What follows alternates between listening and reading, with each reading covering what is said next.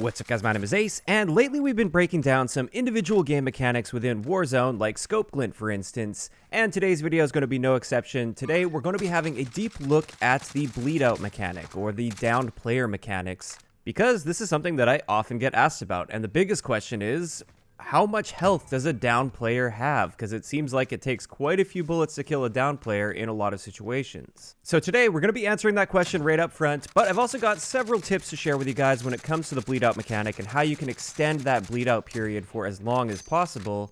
So make sure you stick around for those. But let's answer the big question right up front. How much health do down players have? Do they actually have any extra health? And the answer to that is yes, they do. They have exactly 200 health when they're immediately downed. Now, what I mean by that when I say when they're immediately downed is that health value will degrade over time. Every 1 second that you're bleeding out, you will end up losing 4 damage. And this means there are 50 ticks of damage, and therefore, assuming you take no damage from any other sources when you get downed, it will take you exactly 50 seconds to bleed out. Of course, any damage that you receive will reduce that bleed out time because it reduces your health, and you're losing that 4 health every second. But yeah, that's how long it will take you to bleed out and exactly how much health you have.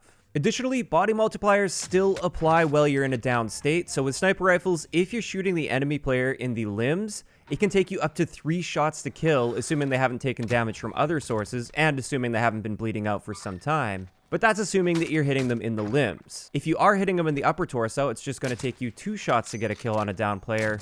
And then finally, as many of us know, one single headshot will kill a downed player, even if they've just been downed recently and they haven't taken any other damage.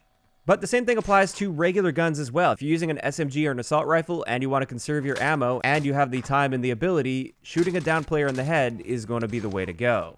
Now, getting into another thing that I tested, there has been a rumor floating around that if you crawl while you're downed, it will actually make you bleed out faster, because that does happen in some games. If I'm not mistaken, that happened in some zombies game in the past with Call of Duty, or maybe it was a myth there. I don't know. I don't really break down zombies stuff. But I did put that to the test in Warzone, and no, crawling around has no impact whatsoever on your bleed out time.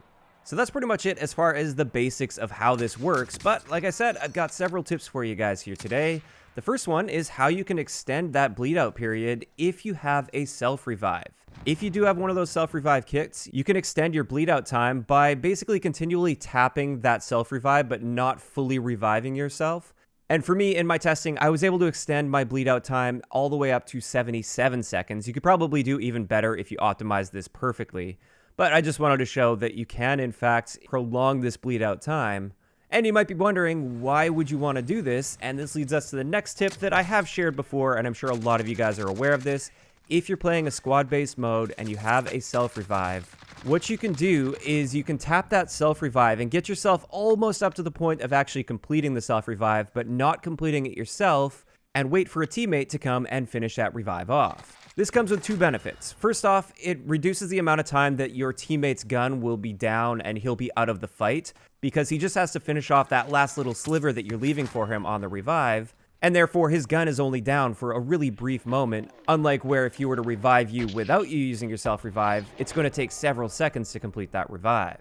Additionally though, the other benefit to this is, at least in the game's current state, and this is the way it's always been, you keep your self-revive if your teammate finishes that revive off, even though you use that self-revive for the majority of your revive. So it's super beneficial if you are in a situation where you can manage that. If you're like in a safe spot, for instance, but your teammates are still fighting, it's in your best interest to continually tap that self-revive or continually revive yourself almost to the point of being revived, but not quite, because this extends your bleed out time and it allows you to keep your self-revive, assuming a teammate finishes off that revive. Additionally, I have one last tip for you guys when downed, especially at longer ranges when enemies are sniping at you, but this does work a little bit against regular guns as well.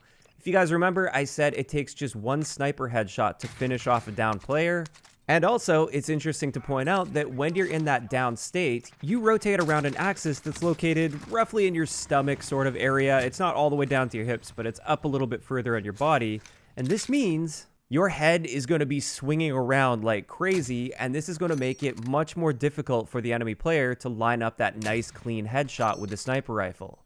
A lot of people, when they get sniped, they just lay still and sort of accept their fate, and it makes for a really easy headshot for that sniper. So don't let them get that free headshot. Rotate your aim around as much as possible while trying to crawl away. Make it difficult for that sniper to finish off that easy one-shot kill to the head. Force him to miss that headshot and go for those body shots, which will require 2 to 3 shots for him to actually finish you off. Sometimes that's all it takes to survive a really close situation when you're down and somebody's trying to finish you.